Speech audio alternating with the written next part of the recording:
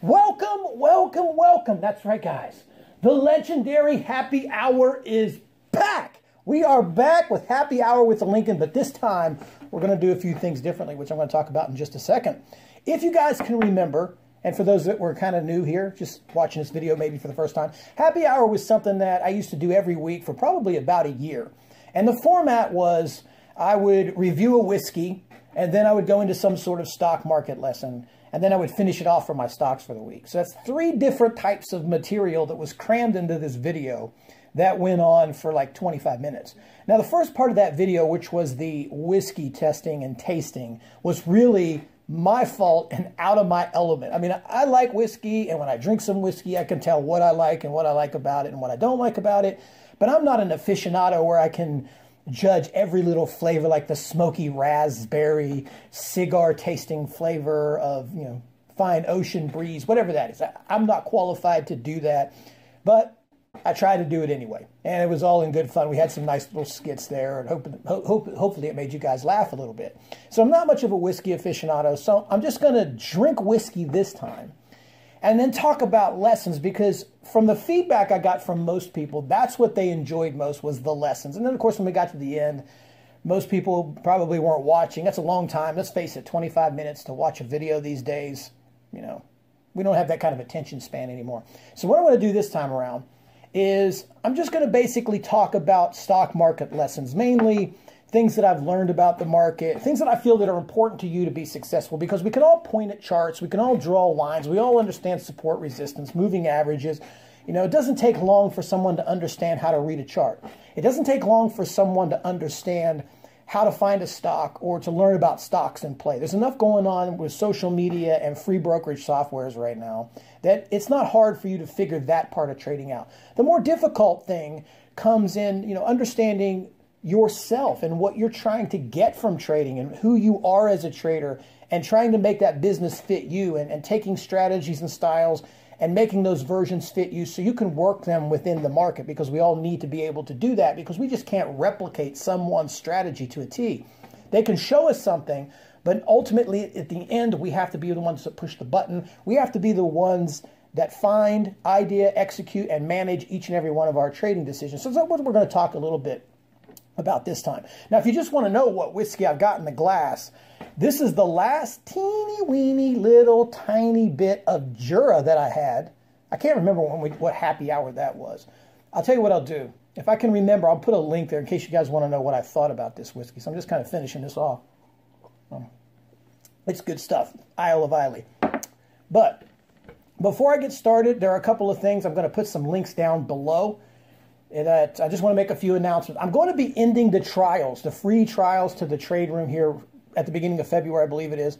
I'm going to put a link there to get some information about that. If you guys are looking to trade, join the live trade room. See us trade live every day. Also, one of my favorite scanning tools, Trade Ideas. I've done a couple of reviews. I'll put them down in the description box as well. They're having an open house. They have a couple of these every year, but it's a chance to test out their AI premium software. So I'm going to go ahead and put those in there. What we're going to do a little bit different this time is, as I said, I'm going to talk about different things about the market. I'm going to answer some of your questions. So I decided I would start it out that way, talking about some questions and basically ranting off of those questions. So we'll go to the first one here, which I think this is going to be a great topic for most people. And that is, what is our contribution to society? So this email says, recently, a friend of mine claimed that trading stocks does nothing for society. I disagree, but what do you think about this, since you have been around more traders than I have? And also, is trading ethical? Of course, that's a good question. This is something that's been brought up a few times in trading rooms, my trading room. And that's a good question. We feel like, what do we contribute to society? Excuse me. I've often talked about legacies and all that good stuff. Now, it's obvious that as a trader, you're not making something that has a direct impact on your society and your environment, and mainly the people around you. So, for example, you're not working at a tech company where you're creating a technology that's going to make lives simpler. You're not working for a biotech firm where you're creating a drug that may save lives, or you're a police officer or a firefighter that saves lives, saves homes, makes people safe. You don't have that type of a job where you're contributing in that way of your community. However, you are contributing in your own ways, and that way is by the money that you make as a trader. If you're a profitable trader, you know, and you've been in this and this is your career, that money that you make translates to your community and to your society. So I'll use myself for an example. I'd say more than a third of the income that I make is donated to charity. So the money, yes, I'm sitting behind a computer. Yes, I'm pushing a button and I'm not making a direct impact, but the money that I am making, I'm taking about a third of that or more every year. And I'm donating that to certain charities that I believe in, which is hence, you know, helping them out. I am helping other people learn how to trade stocks in my trade room, and they are making money. And they take that money and they feed their families. They open up other businesses. They help people in their network. And, you know, of course, I contribute to the whole entire machine. I have cable, cell phones, cars. I buy gas. I pay taxes. That supports the infrastructure and everything else in the economy. So in a direct way, we don't make or create something that impacts the environment. But the money that we do make and what we are able to generate does change lives. You have to understand, in the stock market as a whole, a lot of these bigger investors, their investment capital that goes into a lot of these companies helps these companies, like for biotech research, for other types of research and stuff like that. So we do contribute, not in a direct way where we're creating something that has an impact on people immediately, but we definitely are helping by spreading that money, creating jobs, creating a boost to our economy, charities, whatever you give it to. So yes, my answer is yes, we do contribute to our economy just as well as anyone else.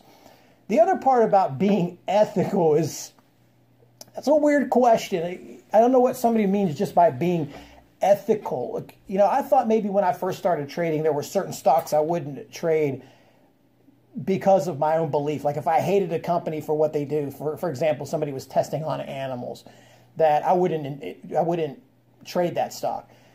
Now, I kind of since changed that stance a little bit, because when I trade, I'm focused more on the chart and making money. I won't invest in a company. If I'm putting money as an investment, as an investor with an investor's viewpoint, then I won't invest in companies that I don't believe in. I won't put my money into companies that I feel go against my beliefs as a human being.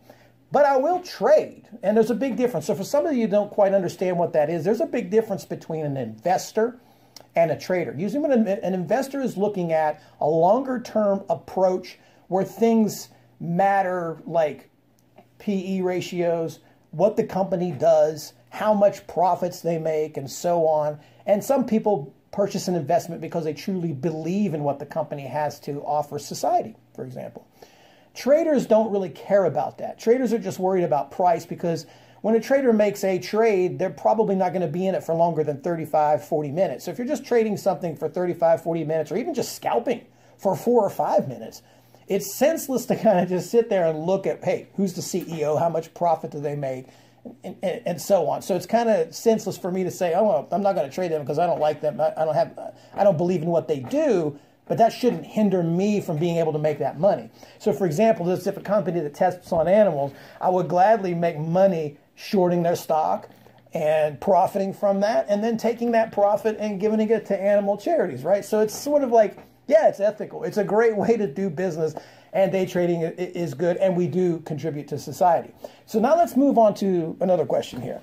This one here is, if trading is so profitable, why do traders share their insights and strategy?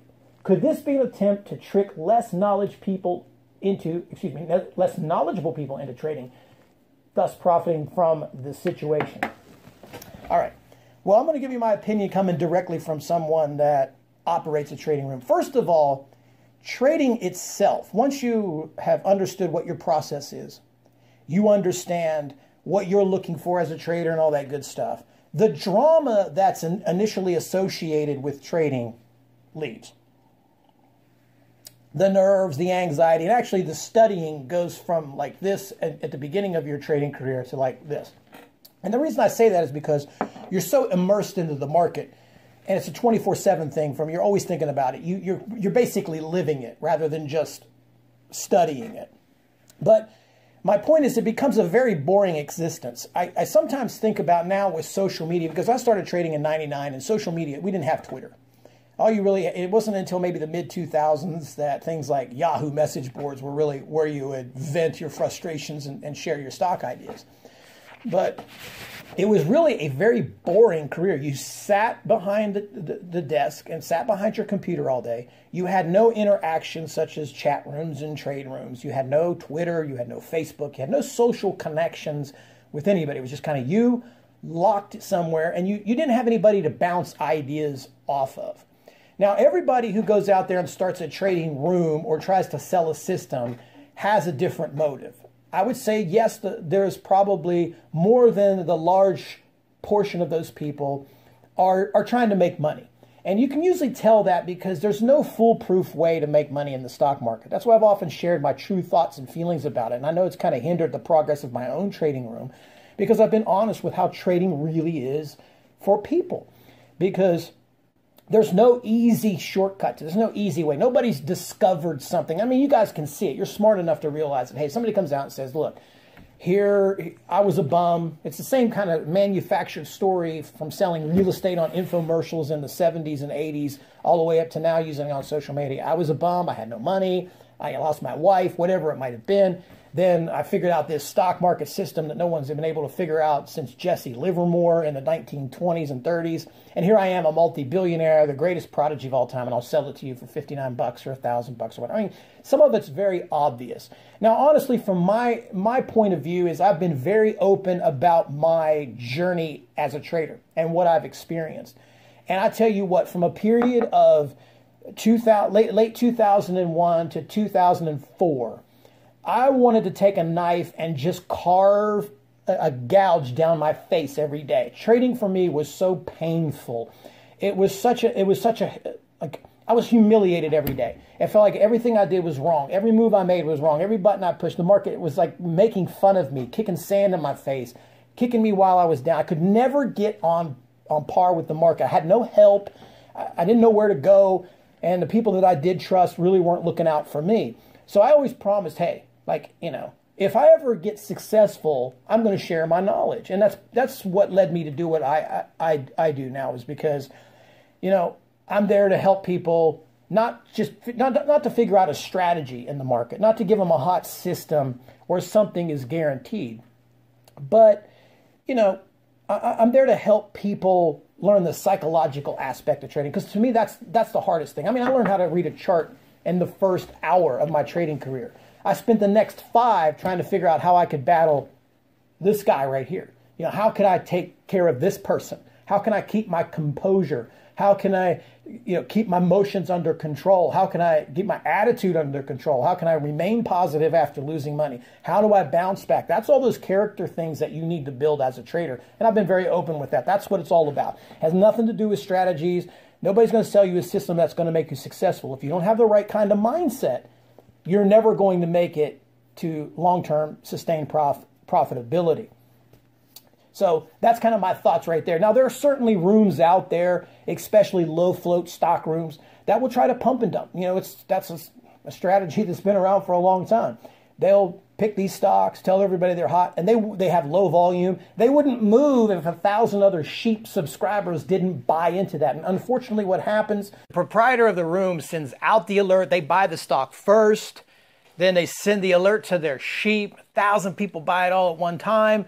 And then they sell into their subscribers. And unfortunately, the proprietors of the room make lots of money doing that. But unfortunately, the noobs, the sheep, and the people that believe in them, well, they're the ones that end up losing. So last question. Last question is, hey, I like the way they started that out. I've never met another trader in person. Only know traders by their internet names. Have you ever met another trader in person? Yep. Plenty. Anyway, guys, that's going to do it for the I don't know what we want to call it.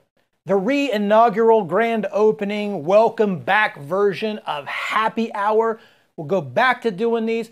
If you got a question, send it to support@thelincolnlist.com. Don't forget about the trials to the room are ending in February. So now's a great time to take advantage of that. And also don't forget about the open house with trade ideas. Until the next Happy Hour, to each and every one of you, cheers.